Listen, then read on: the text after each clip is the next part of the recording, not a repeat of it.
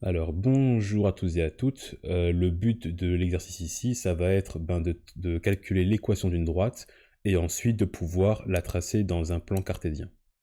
Alors, pour faire ça, en fait, il va y avoir deux situations possibles. La première situation, c'est en fait quand on va me donner la pente et le point d'intersection avec l'axe des Y. D'accord? Donc ici, je vais avoir mon plan XY. J'ai ici ma droite D.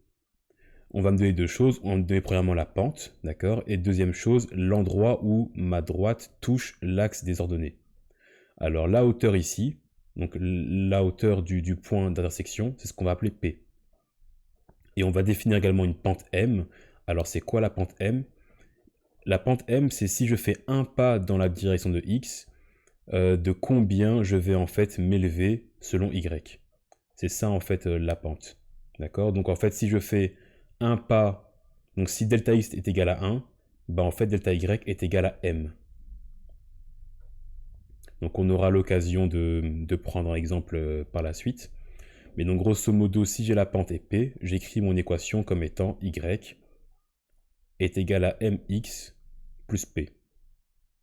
La deuxième situation, c'est si on donne en fait deux points qui vont appartenir à ma courbe.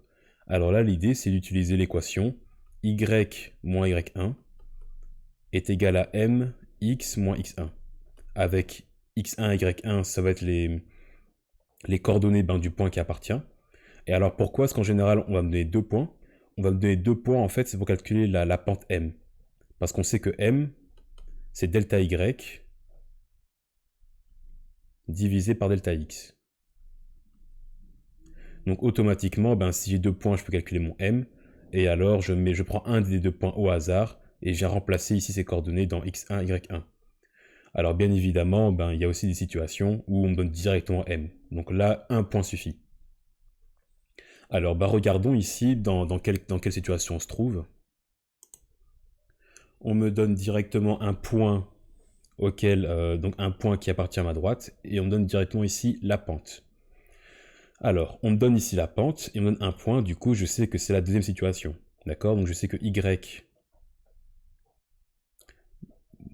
donc y moins 3 est égal à 6 fois x moins 2. Alors attention que je dois bien réécrire cette équation.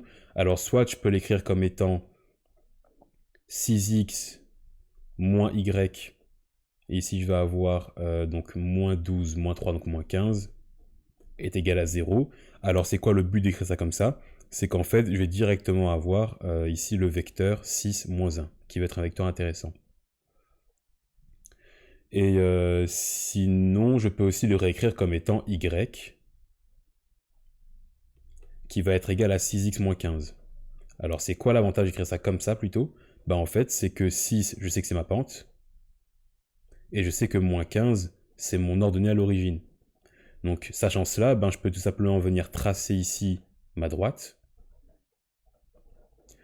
Puisque je sais que le point d'intersection, ça va être 0, moins 15.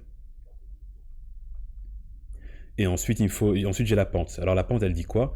Elle dit que si je fais un pas vers la droite, en fait, je vais augmenter de 6 unités vers le haut. Donc en fait, je vais me retrouver ici en moins 9. Et alors, avec ça, je peux tout simplement venir tracer ma droite.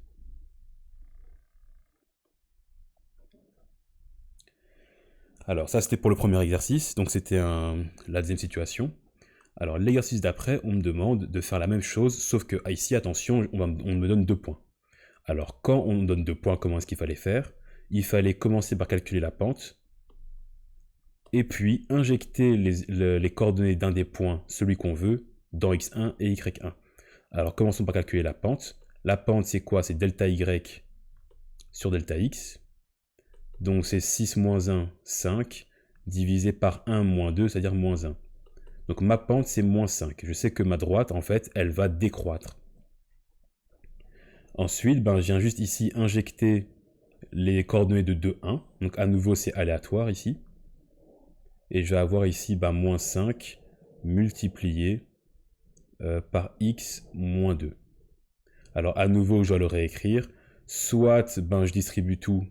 Donc ici je sais que c'est moins 5x plus 10. Et alors là, je passe tout d'un côté. Donc je vais avoir 5x plus y. Donc ici, moins 1, moins 10, moins 11 est égal à 0. Soit, je peux le réécrire comme étant y qui va être égal à moins 5x plus 11. D'accord? L'avantage étant que je sais que ma pente est de moins 5. Donc autrement dit, en partant du point ici 0,11, si je fais un pas vers la droite, je sais que je vais descendre de 5 unités vers le bas. Donc je vais me retrouver ici. Alors 11 moins 5, ça fait 6. Donc je sais que ce point-ci appartient à ma droite. Et je peux tout simplement tracer ma droite à partir des deux points. Alors pour le C, maintenant on commence à être rodé. Ici, je peux directement écrire que ma droite, ça va être 3x moins 2. Je vous rappelle qu'ici c'est M, ici c'est ma pente, c'est mon ordonnée à l'origine. Et donc pour tracer ici ma droite, ici je vais avoir x, ici je vais avoir y. Alors je sais que ma pente c'est 3 et que je pars de moins 2. Donc si je fais un pas vers la droite, je dois augmenter de 3 unités. Donc je vais être ici. Et alors je peux tout simplement venir ici relier mes deux points. Alors le numéro D, on me donne également ici directement une pente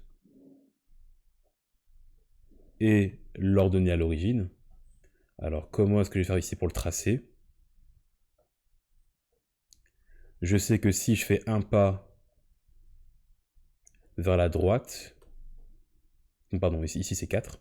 Si je fais un pas vers la droite, je dois augmenter de 2 cinquièmes. D'accord? Donc ici, vous calculez 2 cinquièmes à la calculatrice. En gros, 2 cinquièmes, ça fait 4 dixièmes. Si je multiplie en haut et en bas par 2, et 4 dixièmes, ça fait 0,4. Ça veut dire que le point ici, c'est 4,4. D'accord? Au niveau de la hauteur. Donc vous avez le point ici, et automatiquement, vous savez que vous pouvez tracer ici à droite.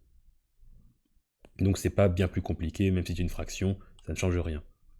Et pour finir le point E, on me donne directement ici 2 points.